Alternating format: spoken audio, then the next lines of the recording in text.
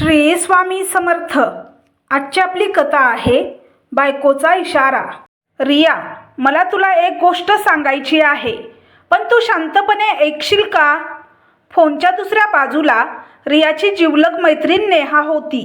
तिचा आवाज थोडासा घाबरलेला वाटत होता. रिया त्यावेळी हॉलमध्ये सोफ्यावर बसून चहा पीत होती. ती हलकसं हसत म्हणाली, अगं नेहा, इतक्या गंभीर आवाजात का बोलतेस? सांग ना, काय झालं? काही सेकंद नेहा शांत राहिली.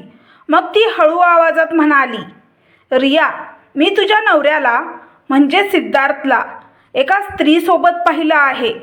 क्षणभर रियाच्या हातातला कप हवेतच थांबला. तिच्या चेहऱ्यावरचं हसू अचानक गायब झालं. काय? ती थोड्या मोठ्या आवाजात म्हणाली. नेहा म्हणाली, मी खोटं बोलत नाहीये रिया. मी ज्या हॉटेलमध्ये काम करते ना, तिथे सिद्धार्थ अनेक वेळा एका स्त्रीसोबत येतो. रिया काही सेकंद काहीच बोलली नाही. मग ती हसण्याचा प्रयत्न करत म्हणाली, नेहा, तुला कदाचित चुकीचा माणूस दिसला असेल. तिच्या आवाजात हलकासा आत्मविश्वास होता, कारण रियाला एक गोष्ट पक्की माहीत होती. सिद्धार्थ तिच्यावर खूप प्रेम करतो. तो तिला धोका देऊ शकत नाही. नेहा पुन्हा म्हणाली, रिया, मलाही सुरुवातीला तसंच वाटलं, पण मी त्याला 2-3 वेळा पाहिलं आहे. तो त्या स्त्रीसोबत थेट रूममध्ये जातो. रियाच्या छातीत हलकासा धक्का बसला, पण तरीही ती स्वतःला सावरत म्हणाली, नाही नेहा, हे शक्यच नाही. नेहा काही क्षण शांत राहिली. मग ती म्हणाली, ठीक आहे, मी तुला काही फोटो पाठवते. इतकं बोलून फोन कट झाला. रिया अजूनही स्तब्ध बसली होती. तिला वाटत होतं की हे सगळे फक्त गैरसमज आहे. सिद्धार्थ असं करूच शकत नाही. ती स्वतःशीच पुटपुटली. तेवढ्यात तिच्या मोबाईलवर व्हॉट्सअप नोटिफिकेशन आलं. नेहाने काही फोटो पाठवले होते. रियाच्या हृदयाची धडधड अचानक वाढली. तिने थरथरत्या हाताने मोबाईल उघडला. पहिला फोटो उघडला आणि त्या फोटोने तिचं संपूर्ण जग हलवलं. फोटोत सिद्धार्थ होता. तो एका सुंदर स्त्रीसोबत हॉटेलच्या लॉबीमध्ये उभा होता. दोघे एकमेकांशी हसत बोलत होते. रियाच्या डोळ्यात अविश्वास भरला. नाही, हे कसं शक्य आहे? ती पटकन दुसरा फोटो उघडते. त्या फोटोमध्ये सिद्धार्थ आणि ती स्त्री हॉटेलच्या कॉरिडॉरमध्ये रूमकडे जात होते. रिया पूर्णपणे स्तब्ध झाली. तिच्या डोळ्यात पाणी तरळायला लागलं, पण तिने स्वतःला सावरलं. कदाचित हे काहीतरी वेगळं असेल, ती अजूनही स्वतःला समजावत होती. तिने लगेच नेहाला फोन केला. नेहा, हे फोटो कधीचे आहेत? नेहा म्हणाली, आजचेच. आणि रिया, हे पहिल्यांदाच नाही, मी त्यांना अनेक वेळा पाहिलं आहे. रिया काही क्षण शांत राहिली. तिच्या मनात हजारो विचार सुरू झाले. खरंच सिद्धार्थ तिला धोका देत होता का? तिचं मन अजूनही विश्वास ठेवायला तयार नव्हतं, कारण तिच्यासाठी सिद्धार्थ फक्त नवरा नव्हता, तो तिचं संपूर्ण आयुष्य होता. रिया आणि सिद्धार्थची भेट कॉलेजमध्ये झाली होती. त्यावेळी सिद्धार्थ खूप साधा आणि प्रामाणिक मुलगा होता. त्याने एकदा रियाला सांगितलं होतं, रिया, माझ्या आयुष्यात जर तू नसशील तर मला काहीच नको. त्या आठवणी आजही रियाच्या मनात जिवंत होत्या. म्हणूनच तिला अजूनही विश्वास बसत नव्हता. संध्याकाळी 7:30 वाजता दरवाजाची बेल वाजली. रिया दचकली. सिद्धार्थ घरी आला होता. तिने पटकन डोळे पुसले आणि दरवाजा उघडला. सिद्धार्थ नेहमीप्रमाणे हसत आत आला. रिया, आज खूप थकलोय. ऑफिसमध्ये खूप काम होतं. रिया शांतपणे त्याच्याकडे पाहत होती. तिला आठवत होतं, नेहाने सांगितलं होतं की आजच तो त्या स्त्रीसोबत हॉटेलमध्ये होता. सिद्धार्थने तिच्या खांद्यावर हात ठेवला. काय झालं? एवढी शांत का आहेस? रिया हलकसं हसली. काही नाही, फक्त थोडा थकवा आहे. सिद्धार्थ काहीच संशय न घेता सोफ्यावर बसला. रिया मात्र आतून पूर्णपणे तुटत होती. रात्री जेवण झाल्यावर सिद्धार्थ बाथरूममध्ये होता. त्याचा मोबाईल टेबलवरच ठेवलेला होता. रिया त्या मोबाईलकडे पाहत होती. तिच्या मनात प्रचंड संघर्ष सुरू होता. तिने कधीच सिद्धार्थचा मोबाईल तपासला नव्हता, कारण त्यांच्यात विश्वास होता. पण आज परिस्थिती वेगळी होती. रिया हळूच उठली. ती टेबलजवळ गेली. तिच्या हातात मोबाईल आला. तिच्या हातांची बोटं थरथरत होती. जर हे सगळं खरं नसेल तर, तिच्या मनात विचार आला. पण पुढच्या क्षणी तिने मोबाईल अनलॉक केला.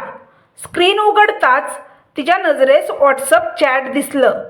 त्या चॅटचं नाव होतं रिया ऑफिस, पण फोटो मात्र त्या स्त्रीचा होता. रियाच्या छातीत जोराचा धक्का बसला. तिने चॅट उघडलं आणि तिच्या डोळ्यासमोर जे दिसलं त्याने तिचं हृदय अक्षरशः तुटलं. मॅसेज होता. आजचा वेळ खूप सुंदर होता. उद्या पुन्हा त्याच हॉटेलमध्ये भेटूया. खाली सिद्धार्थचा रिप्लाय होता. तुझ्यासोबत वेळ कसा जातो कळतच नाही. रियाच्या डोळ्यातून अश्रू वाहू लागले. आता तिला सगळं स्पष्ट दिसत होतं. सिद्धार्थ तिला खरंच धोका देत होता. पण आश्चर्याची गोष्ट म्हणजे रिया मोठ्याने रडली नाही. ती शांत झाली, खूप शांत. तिने मोबाईल परत टेबलवर ठेवला आणि खिडकीजवळ जाऊन उभी राहिली. बाहेर पाऊस पडत होता. त्या पावसाच्या आवाजात रिया स्वतःशीच हळू आवाजात म्हणाली, ठीक आहे सिद्धार्थ, आता मीही शांत बसणार नाही. तिच्या डोळ्यात आता अश्रू नव्हते. तिथे फक्त एक निर्णय होता, एक इशारा, आणि त्या इशाऱ्याची सुरुवात लवकरच होणार होती. रात्रीचे 11 वाजले होते. घरात पूर्ण शांतता होती. सिद्धार्थ बेडवर शांत झोपला होता. त्याचा श्वास मंदपणे चालू होता. जणू काही त्याच्या आयुष्यात सगळं व्यवस्थित आहे. पण खिडकीजवळ उभी असलेली रिया मात्र अजूनही जागी होती. बाहेर पावसाच्या हलक्या सरी पडत होत्या. रियाच्या डोळ्यासमोर मात्र अजूनही तेच मेसेज फिरत होते. आजचा वेळ खूप सुंदर होता. उद्या पुन्हा त्याच हॉटेलमध्ये भेटूया. तिने डोळे बंद केले. काही क्षण तिच्या मनात रडण्याची तीव्र इच्छा झाली. पण पुढच्या क्षणी तिने स्वतःला सावरलं. नाही, आता मी रडणार नाही. तिने स्वतःशीच हळू आवाजात म्हटलं. तिला एक गोष्ट स्पष्ट समजली होती. सिद्धार्थने तिचा विश्वास तोडला होता, पण ती त्याच्याशी लगेच भांडण करणार नव्हती. रिया खूप शांतपणे विचार करू लागली. तिला माहीत होतं, जर ती आता सिद्धार्थला विचारेल तर तो कदाचित सगळं नाकारेल. पण रियाला आता सत्य लपवायचं नव्हतं. तिला ते सत्य सगळ्यांसमोर आणायचं होतं. त्या रात्री रियाच्या मनात एक योजना तयार झाली. सकाळ झाली. सूर्याची हलकी किरणं घरात येत होती. सिद्धार्थ नेहमीप्रमाणे तयार होऊन ऑफिसला जायची तयारी करत होता. रिया, माझी ब्ल्यू टाय दिसते आहे का? तो आरशासमोर उभा राहून म्हणाला. रिया स्वयंपाकघरातून बाहेर आली. तिने कपाटातून टाय काढून त्याच्या हातात दिली. तिच्या चेहऱ्यावर नेहमीसारखं शांत स्मित होतं. सिद्धार्थने तिच्याकडे पाहून हसत म्हटलं, तू नसतीस तर माझं काही चाललंच नसतं. रिया त्याच्याकडे काही क्षण पाहत राहिली. काल रात्री तिने त्याचे मेसेज वाचले होते, पण तरीही ती शांत होती. ती फक्त म्हणाली, ऑफिसमध्ये जास्त काम करू नकोस, स्वतःची काळजी घे. सिद्धार्थने तिच्या कपाळावर हलकं चुंबन घेतलं आणि घराबाहेर पडला. दरवाजा बंद होताच रियाच्या चेहऱ्यावरचं हसू हळूहळू गायब झालं. ती हॉलमध्ये सोफ्यावर बसली. तिने मोबाईल काढला आणि नेहाला फोन केला. हॅलो रिया, नेहा म्हणाली. रिया शांत आवाजात म्हणाली, नेहा, मला तुझी मदत हवी आहे. नेहा लगेच गंभीर झाली. सांग. रिया म्हणाली, सिद्धार्थ त्या हॉटेलमध्ये पुन्हा कधी येतो ते मला सांग. नेहा थोडी आश्चर्यचकित झाली. तू काय करणार आहेस? रिया काही क्षण शांत राहिली. मग ती म्हणाली, फक्त सत्य सगळ्यांसमोर आणणार आहे. 2 दिवस गेले. या 2 दिवसात रियाचं वागणं अगदी नेहमीसारखंच होतं. ती सिद्धार्थशी हसत बोलत होती, त्याच्यासाठी जेवण बनवत होती, कधीकधी त्याच्यासोबत TV पाहत होती. सिद्धार्थला काहीच संशय आला नाही. त्याला वाटत होतं रिया अजूनही त्याच्यावर पूर्ण विश्वास ठेवते. पण त्याला माहीत नव्हतं की रिया प्रत्येक गोष्ट शांतपणे पाहत होती. 3ऱ्या दिवशी दुपारी नेहाचा फोन आला. रिया, हो बोल. आज सिद्धार्थ पुन्हा आला आहे. रिया काही क्षण शांत राहिली. कोणासोबत? नेहा म्हणाली, ती स्त्री. रियाच्या डोळ्यात एक चमक आली. ठीक आहे. फोन कट झाला. त्या क्षणी रियाच्या मनातली योजना आणखी स्पष्ट झाली. रियाला आठवलं, तो सकाळी नेहमीपेक्षा थोडा घाईत दिसत होता. रिया, आज मला थोडा उशीर होईल. रिया स्वयंपाकघरातून बाहेर आली. का? ऑफिसमध्ये एक क्लायंट मीटिंग आहे. रिया त्याच्याकडे पाहत होती. तिला त्यावेळेस संशय आला होता. ही मीटिंग नाही, त्यांची भेट आहे. पण तरीही ती शांतपणे म्हणाली, सिद्धार्थ, तू माझ्यावर प्रेम करतोस ना? तो तिच्याजवळ येऊन प्रेमाने म्हणाला, मी तुझ्यावर प्रेम करतो. मी तुझ्याशिवाय जगू शकत नाही. ठीक आहे. नंतर तिने काहीच विचारलं नाही. तो पटकन तयार झाला आणि घराबाहेर गेला. दरवाजा बंद होताच रियाने खोल श्वास घेतला. सुरुवात झाली आहे, ती स्वतःशीच म्हणाली. त्या दिवशी रिया तयार झाली. ती थेट सिद्धार्थच्या ऑफिसमध्ये गेली. रिसेप्शनवर बसलेल्या मुलीने विचारलं, हो मॅडम, कशी मदत करू? रिया हसत म्हणाली, मी सिद्धार्थची पत्नी आहे. मुलगी लगेच हसली. ओ, पण ते सध्या ऑफिसमध्ये नाही आहेत. रिया म्हणाली, मला माहीत आहे. मला त्यांच्या सहकाऱ्यांना भेटायचं आहे. रिसेप्शनिस्ट म्हणाली, प्लीज बसा. थोड्या वेळात सिद्धार्थचे काही सहकारी तिथे आले. रिया हसत त्यांच्याशी बोलू लागली. मग ती म्हणाली, खरं तर मला तुम्हा सगळ्यांना एक गोष्ट सांगायची आहे. सगळे उत्सुकतेने तिच्याकडे पाहू लागले. रिया म्हणाली, पुढच्या आठवड्यात आमची मॅरेज ॲनिव्हर्सरी आहे आणि मला सिद्धार्थला एक सरप्राईज द्यायचं आहे. सगळ्यांच्या चेहऱ्यावर आनंद दिसू लागला. रिया पुढे म्हणाली, मी एका हॉटेलमध्ये पार्टी ठेवण्याचा विचार करत आहे. तुम्ही सगळे आलात तर मला खूप आनंद होईल. सगळे लगेच तयार झाले. एकाने हसत म्हटलं, रिया मॅडम, तुम्ही खरंच खूप छान आहात. सिद्धार्थ खूप लकी आहे. रिया हलकसं हसली, पण तिच्या मनात एकच विचार होता की ती लकी आहे हे आता सगळ्यांना समजेल. ऑफिसमधून बाहेर पडल्यावर रियाने आणखी काही फोन केले. तिने सिद्धार्थच्या आईवडिलांना, काही नातेवाईकांना पार्टीसाठी बोलावलं. सगळ्यांना वाटत होतं रिया खूप प्रेमाने ॲनिव्हर्सरी साजरी करणार आहे.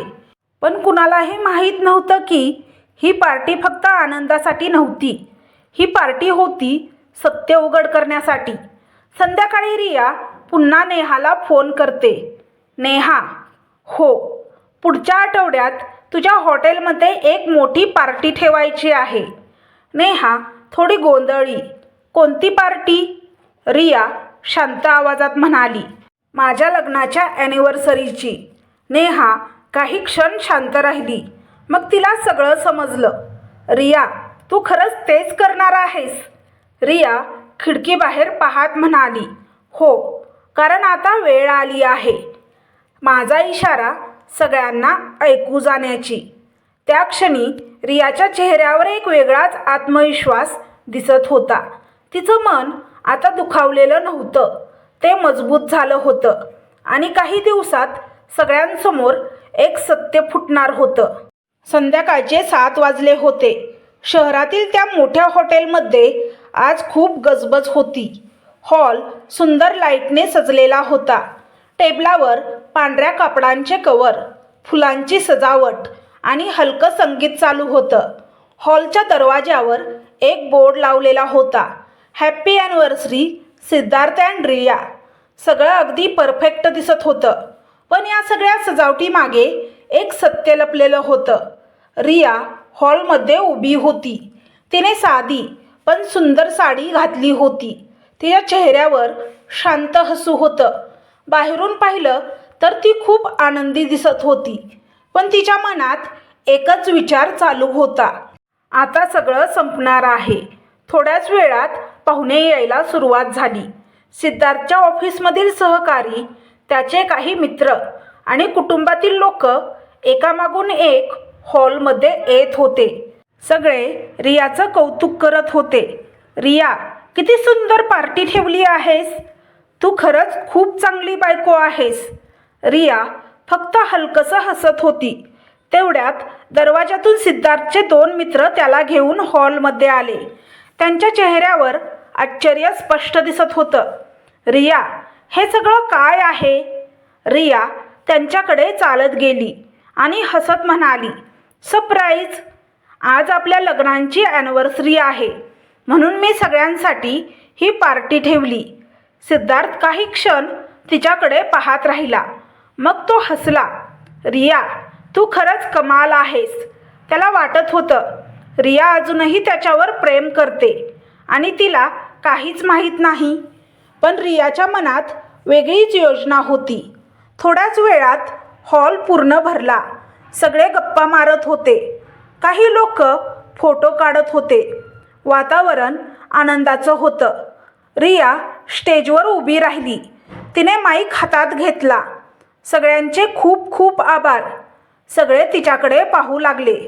रिया पुढे म्हणाली, आजचा दिवस माझ्यासाठी खूप खास आहे, कारण आज माझ्या लग्नाला 5 वर्ष पूर्ण झाली. सगळे टाळ्या वाजवू लागले. रिया पुन्हा म्हणाली, मी आणि सिद्धार्थ आम्ही कॉलेजपासून एकमेकांना ओळखतो आणि आजपर्यंत मला वाटत होतं की आमच्यात पूर्ण विश्वास आहे. सिद्धार्थ हसत तिच्याकडे पाहत होता. त्याला अजूनही काहीच संशय आला नव्हता.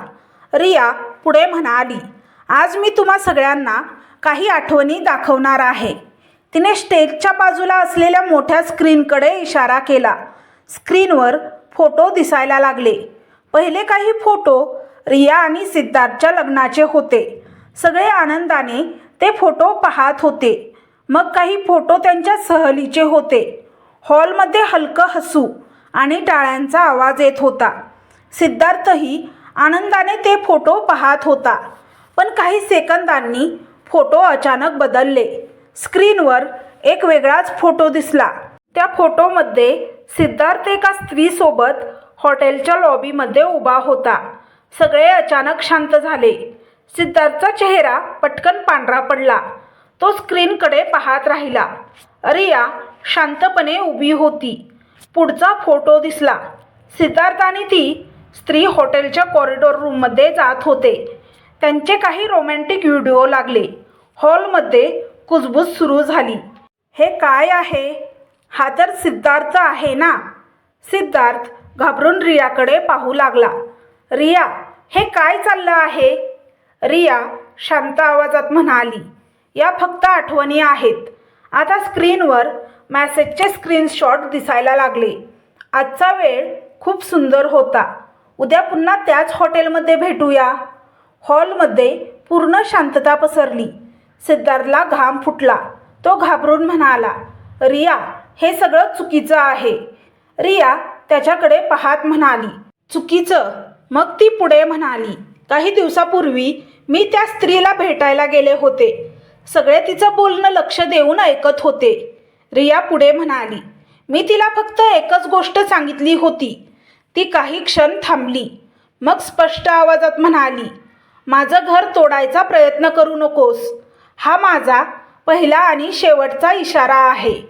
हॉलमध्ये पूर्ण शांतता होती. रिया पुढे म्हणाली, पण तिने माझा इशारा ऐकला नाही. ती म्हणाली, सिद्धार्थ फक्त माझा आहे. तो तुला सोडणार आहे, तुला घटस्फोट देणार आहे. आणि ते शब्द मी तुझ्या मोबाईलमध्ये पाहिले होते, तू तिच्यासोबत चॅट करत असताना. ती सिद्धार्थकडे पाहत म्हणाली, म्हणून आज मला सगळ्यांसमोर सत्य सांगावं लागलं. तू मला घटस्फोट देणार नाहीस. मी तुला घटस्फोट देणार आहे. सिद्धार्थ काहीच बोलू शकत नव्हता. त्याचे आईवडीलही स्तब्ध बसले होते. ऑफिसमधील सहकारी एकमेकांकडे पाहत होते. त्या क्षणी दरवाजातून एक स्त्री आत आली. तीच ती स्त्री होती. ती पार्टीसाठी आलेल्या लोकांमध्ये उभी राहिली. तिने स्क्रीनवरचे फोटो पाहिले. तिच्या चेहऱ्यावर भीती स्पष्ट दिसत होती. रिया तिच्याकडे पाहत म्हणाली, तुलाही मी एकदा इशारा दिला होता, पण तू माझं ऐकलं नाहीस. ती स्त्री काहीच बोलू शकली नाही. सगळ्यांसमोर तिचं आणि सिद्धार्थचं सत्य उघड झालं होतं. रिया हळू आवाजात म्हणाली, आज मी बदला घेत नाहीये. मी फक्त माझा स्वाभिमान वाचवत आहे. तिने माईक टेबलावर ठेवला. मग ती सिद्धार्थकडे पाहत म्हणाली, त्या दिवशी मी तुला विचारलं होतं, तू आणखी माझ्यावर प्रेम करतोस का? तेव्हा तू होकार दिलास आणि त्या संध्याकाळी सुद्धा तू त्या स्त्रीसोबत होतास. तू माझी किंमत समजली नाहीस. सिद्धार्थच्या डोळ्यात अपराधीपणा दिसत होता. तो हळू आवाजात म्हणाला, रिया मला माफ कर. रिया काही क्षण शांत राहिली. मग ती म्हणाली, माफीने विश्वास परत येत नाही. त्यामुळे मला घटस्फोट हवा आहे. ती स्टेजवरून खाली उतरली. हॉलमध्ये बसलेले सगळे लोक शांत होते. रिया दरवाजाकडे चालत होती. बाहेर रात्रीचा अंधार होता. थंड वारा वाहत होता. रिया थांबली. तिने एकदा मागे पाहिलं. सिद्धार्थ अजूनही तिथेच उभा होता, पण आता त्यांच्यात सगळं संपलं होतं. रिया हळू आवाजात म्हणाली, आजपासून माझं आयुष्य मी स्वतः लिहिणार आहे. आणि ती हॉटेलच्या बाहेर निघून गेली. त्या रात्री एका बायकोचा इशारा सगळ्यांना कायमचा लक्षात राहिला. तर तुम्हाला ही कथा कशी वाटली हे कमेंट बॉक्समध्ये कमेंट करून नक्की सांगा. कथा आवडल्यास व्हिडिओला लाईक, शेअर, सबस्क्राईब करा. व्हिडिओला हाईप करा, जेणेकरून हा व्हिडिओ जास्त प्रेक्षकांपर्यंत पोहोचेल. व्हिडिओ पाहिल्याबद्दल तुमचे मनापासून धन्यवाद. श्री स्वामी समर्थ.